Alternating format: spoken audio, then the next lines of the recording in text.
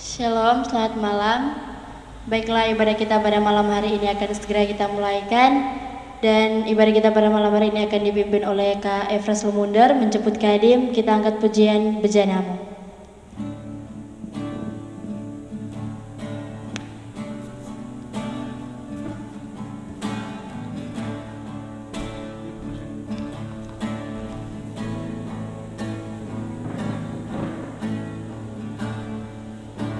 Kekuatan di jiwaku, ketenangan batinku,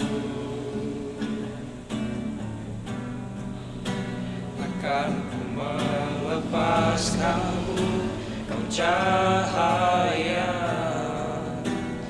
bagiku, mengiringmu seumur hidupku, masuk dalam rencanamu Bapa.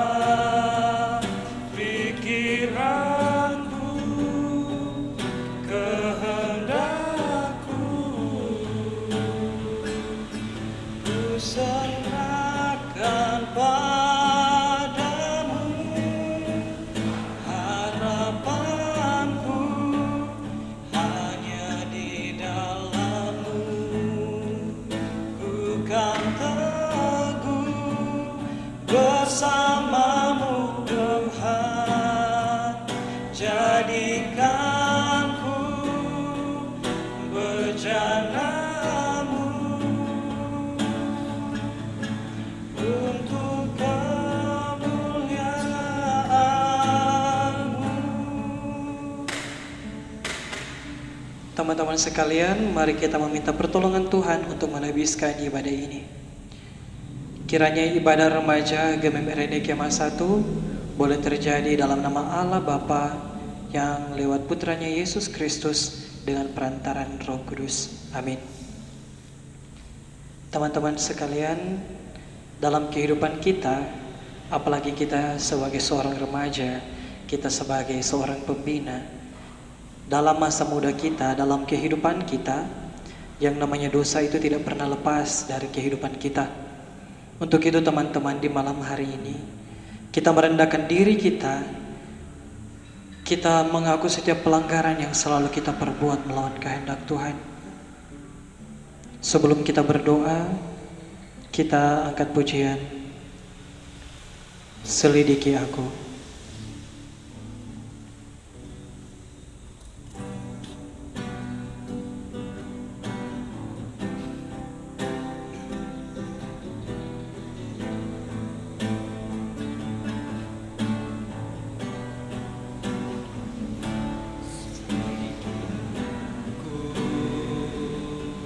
Lihat hatiku, apakah ku sungguh mengasihimu, Yesus, Kau yang Maha Tahu,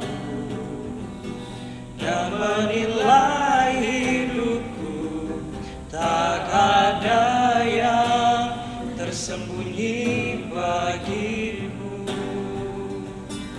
Aku lihat kebaikan-Mu yang tak pernah habis di hidupku. Ku berjuang sampai akhirnya Kau dapati aku tetap setia. Mari kita berdoa. Kembali lagi kami sebagai anak-anak-Mu datang menghadap kekudusan-Mu Tuhan. Inilah kami sebagai remaja-Mu, kami yang tersungkur di bawah kaki salib-Mu. Kami meminta ampun kepada-Mu Tuhan, karena kami sebagai manusia, kami sebagai anak-anak muda, dalam pergaulan kami seringkali kami melalaikan akan tugas dan tanggung jawab kami. Kami seringkali membangkang terhadap orang tua kami. Kami seringkali bercekcok dengan teman-teman kami. Kami seringkali menyakiti akan saudara-saudara kami. terlebih kami sering, bahkan selalu kami menyakiti akan hati-Mu. Dengan perbuatan kami yang secara sengaja maupun tidak sengaja Tuhan. Untuk itu Bapa, di malam hari ini kami datang menghadap kekudusan-Mu. Kami meminta ampun kepadamu Tuhan. Layakanlah akan kehidupan kami ini, supaya kami layak di hadirat-Mu. Dan Tuhan Allah yang bertata dalam kerajaan sorga, ketika sebentar kami akan membaca dan merenungkan firman-Mu, kiranya firman-Mu dapat bekerja dalam kehidupan kami, dan kami dapat mengaktualisasikannya dalam kehidupan kami setiap hari. Berkati terus kami Tuhan sebagai remaja-Mu maupun bagi pembina-pembina yang ada. Curahkan Roh Kudus-Mu Tuhan, supaya ketika firman-Mu akan disampaikan, itu semua seturut dengan apa yang Engkau kehendaki untuk kami perbuat. Dan begitupun bagi hamba-Mu ini akan membentangkan firman. Kiranya firman-Mu dapat bekerja dalam kehidupan hamba-Mu ini, dan hamba-Mu ini akan membentangkannya supaya teman-teman remaja dan pembina dapat mengerti dan memahami apa kebenaran dari firman-Mu. Inilah doa kami kepadamu Tuhan. Kami siap membaca dan merenungkan firman-Mu. Amin. Teman-teman, di malam hari ini kita akan membaca dan merenungkan firman Tuhan yang saya ambil dalam kitab Kisah Para Rasul pasal yang kedua, ayatnya yang ke-14 hingga ayatnya yang ke-40. Tetapi di malam hari ini saya akan membacakannya hanya di ayatnya yang ke-14.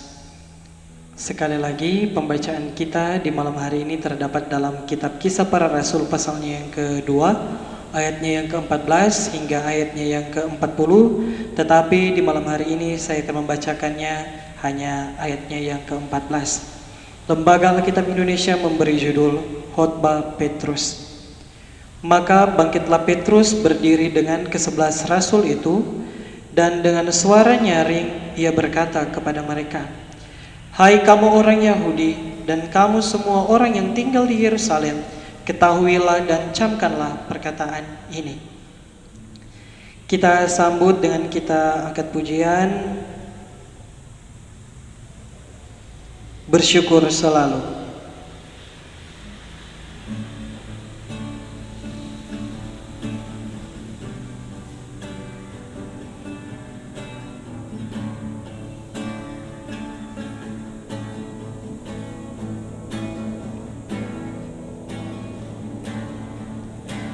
Bersyukur selalu bagi kasih-Mu di dalam hidupku. Takkan ku ragu atas rencana-Mu untuk masa depan.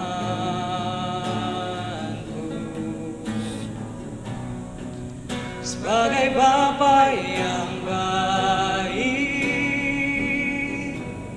takkan pernah Kau meninggalkanku. Sebagai Bapa yang sangat baik, takkan pernah Kau melupakanku. Ku menari dan bersuka karena-Mu, oh Yesusku, dan ku kan minum air-Mu sebagai rasa rindu. Selalu ku hidup dalam-Mu dan hidupku di dalam-Mu, oh Yesusku, Kau sangat ku cinta. Salam sejahtera bagi kita semua. Shalom. Damai di hati. Teman-teman sekalian, tak terasa torang so berjalannya waktu sampai kotek ternyata torang so ada di minggu yang torang menghayati dengan namanya Minggu Pentakosta, yang bagaimana Roh Kudus telah tercurah ketika Tuhan yang naik ke sorga, dan Dia telah memfirmankannya bahwa akan ada Roh Kudus tercurah untuk kehidupan sebagai orang-orang yang percaya. Tak terasa juga ternyata berbulan-bulan torang cuma beribadah di rumah, torang bersekutu dan memuji Tuhan, torang bersekolah, torang belajar, torang itu semua lakukan itu cuma 4 orang per rumah. Tetapi tidak mengapa karena torang sedikit lagi atau sebentar lagi torang semua sampai di DP nama new normal. Bagaimana torang semua beraktivitas seperti semula, torang akan beribadah bersama-sama, berkumpul bersama-sama, torang memuji dan memuliakan akan nama Tuhan, torang bersama-sama. Dan teman-teman sekalian, torang di malam hari ini belajar bersama-sama tentang Pentakosta. Apa sebenarnya Pentakosta ini? Nah, sebenarnya Pentakosta ini adalah hari raya pengucapan syukur bagi Israel atas panen yang mereka boleh dapatkan. Itu hari raya Pentakosta yang dilakukan pada zaman perjanjian lama. Itu orang boleh lihat dalam kitab Keluaran pasal yang ke-23 ayatnya yang ke-16. Dan hari raya Pentakosta harus dilaksanakan pada minggu ke-7 setelah Sabat atau hari ke-50.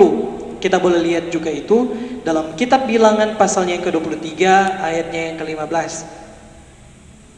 Tetapi pada masa kehidupan jemaat mula-mula di dalam kitab Kisah Para Rasul ini, sampai orang gereja sekarang orang menghayati akan hari Pentakosta ini adalah bagaimana tercurahnya Roh Kudus ke atas para rasul, sehingga para rasul dapat berkata-kata sesuai atau bisa berbagai macam bahasa.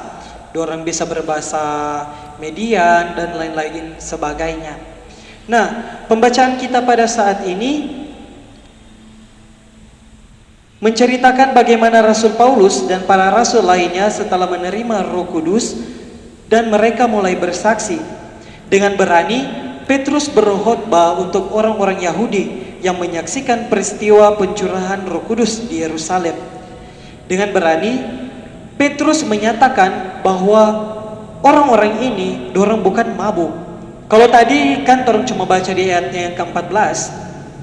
Perkataan Petrus ini orang lihat dalam ayatnya yang ke-15. Ia bilang begini, orang-orang ini tidak mabuk seperti yang kamu sangka, karena hari baru pukul 9. Nah, kenapa sampai orang-orang di Yerusalem dorang berpendapat bahwa para rasul ini dorang ini so mabuk? Dorang berpikir begitu karena kalau dalam pasal yang kedua ayat yang pertama hingga ayatnya yang ke-13, di situ mau menjelaskan bagaimana Roh Kudus tercurah ke atas para rasul dan para rasul dapat berkata-kata sesuai dengan apa yang Roh Kudus firmankan kepada dorang. Kung dorang sebagai orang-orang yang ada lihat di situ, dorang cuma ada bilang mabus tuh dorang ini, kenapa dorang bercerita model begitu? Kun di sini Rasul Petrus dia langsung bilang, dorang ini nyak mabuk. Coba kok mau pikir masa baru pukul 9 pagi, kung orang-orang soba mabuk, itu ndak mungkin. Dorang itu ndak mungkin mabuk. Tetapi dorang di situ telah dicurahkan oleh Roh Kudus Allah. Nah, pencurahan Roh Kudus Allah ini memang sudah dinubuatkan dari kitab Yoel. Kalau orang juga baca di ayat yang selanjutnya,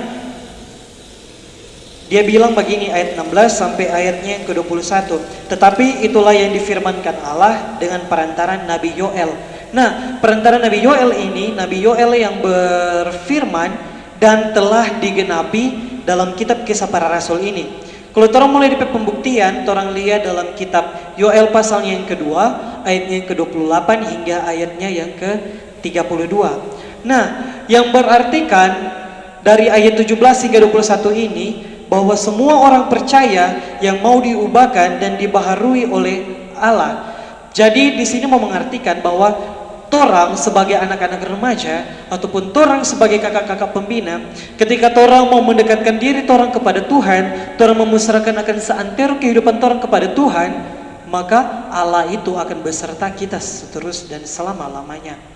Nah, rasa ketakutan sejak Yesus ditangkap dan mati telah digantikan dengan keberanian menyampaikan berita kebenaran Yesus Kristus.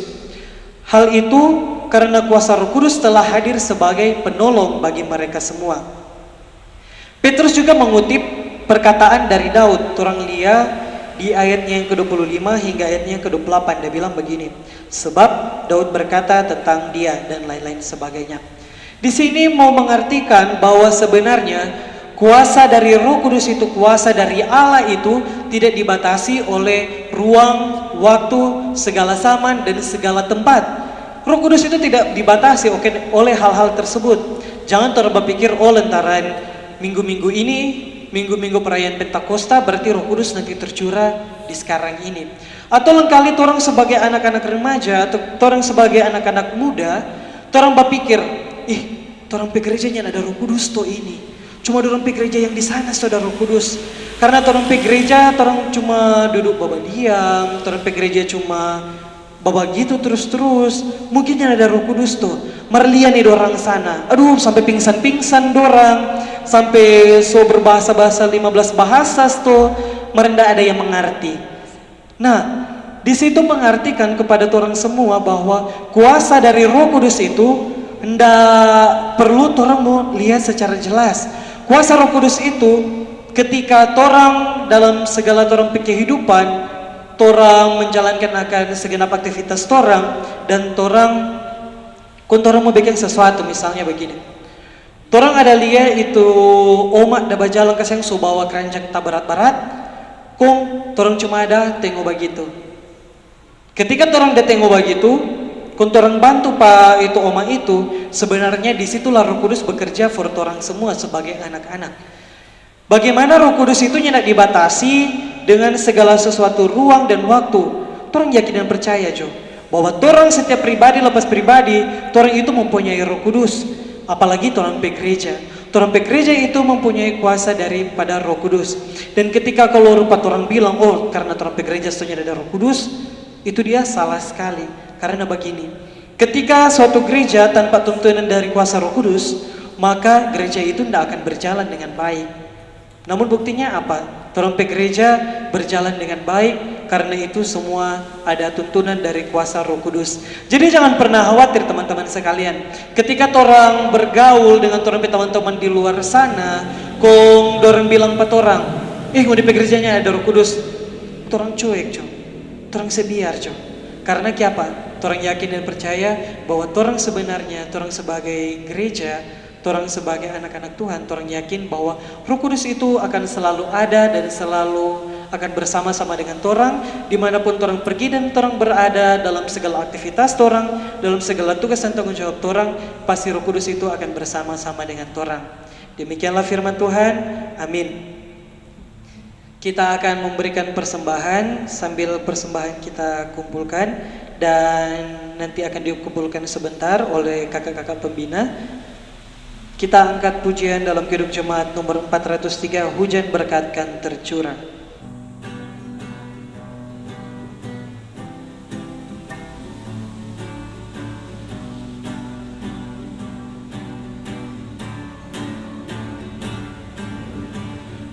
Hujan berkat kan tercurah, itulah janji kudus. Segar dari sorga kan diberi penebus. Hujan berkat-Mu, itu yang kami perlu. Sudah menetes berkat,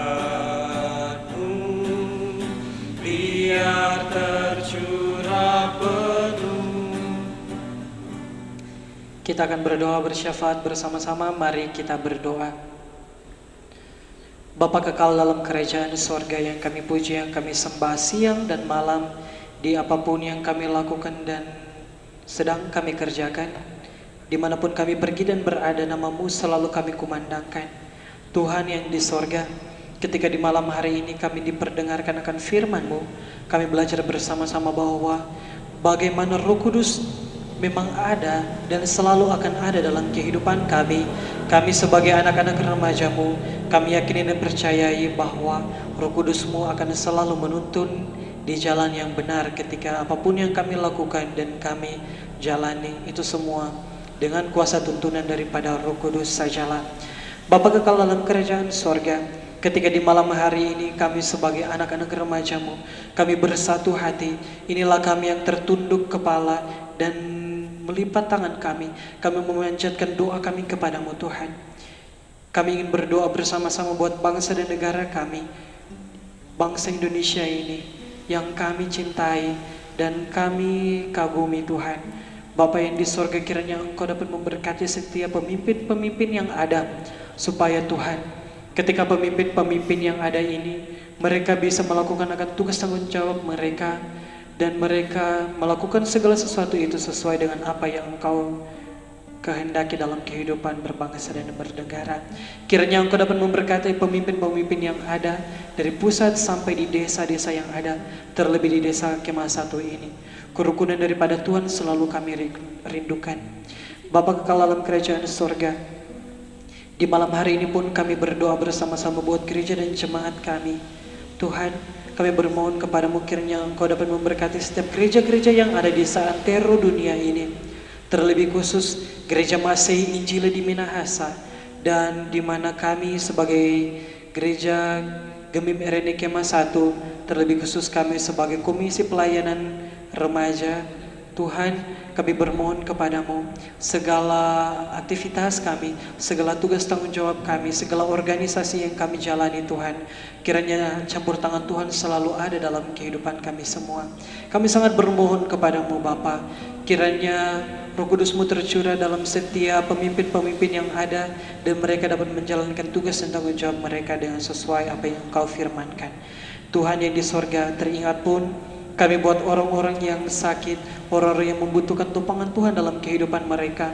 Kami sangat bermohon kepadamu Bapa, Engkau memberkati mereka semua. Terlebih khusus buat orang-orang yang merasakan kesakitan, yang mereka dirawat di rumah sakit ataupun di rumah-rumah mereka. Kiranya Engkau dapat memberkati mereka semua. Obat-obatan yang mereka minum, obat-obatan yang mereka pakai, para medis yang menangani mereka, supaya mereka mendapatkan kesembuhan yang berasal daripada Tuhan sajalah. Begitupun Tuhan, kami tak henti-hentinya ingin berdoa buat virus corona ini atau COVID-19. Tuhan, kami sangat bermohon kepadamu, kiranya Engkau dapat memberkati setiap para medis yang ada, supaya mereka dapat menemukan akan solusi yang terbaik. Dan Tuhan yang di sorga, kami berdoa buat pribadi lepas pribadi kami yang beribadah di malam hari ini. Begitupun buat keluarga kami masing-masing, dimanapun keluarga kami pergi dan berada, kiranya Tuhan dapat memberkati mereka semua.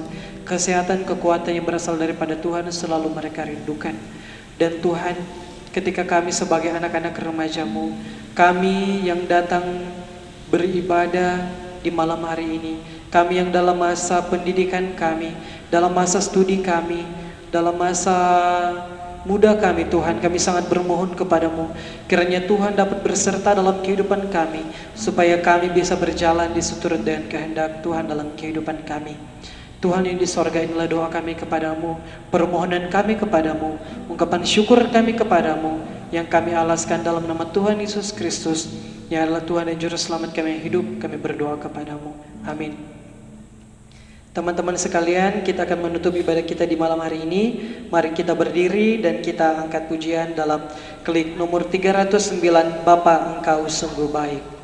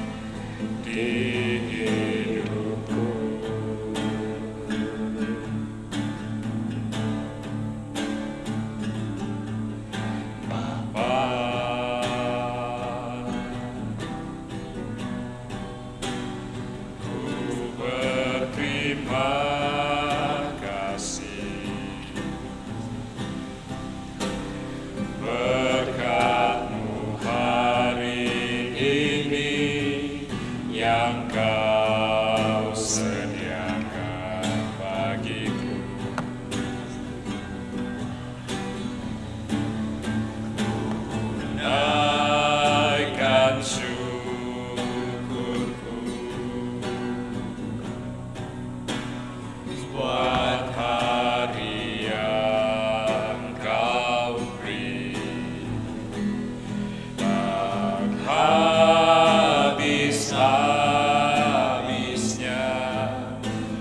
kasih dan rahmat-Mu selalu baru dan tak pernah terlambat pertolongan-Mu, besar setia-Mu di sepanjang hidup. Mari kita berdoa. Bapa yang di sorga, terima kasih ketika Engkau yang memperkenankan akan kehidupan kami sebagai remaja dan pembina-Mu Jemaat GMI di Kemah 1 boleh datang beribadah, memuji dan memuliakan akan nama Tuhan sajalah. Dan kiranya damai sejahtera daripada Allah sajalah dapat menaungi akan kehidupan kita semua yang beribadah di malam hari ini, mulai sekarang, esok, dan sampai selama-lamanya. Amin. Ibadah kita di malam hari ini telah selesai. Teman-teman dipersilakan duduk dan dikembalikan kepada MC.